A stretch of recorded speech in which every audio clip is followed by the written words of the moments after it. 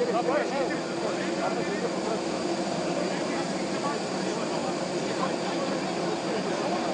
anda Çile 8 saniye yolculuğun ardından Urumçi'ye geldi ve burada çiçeklerle karşılanıyor.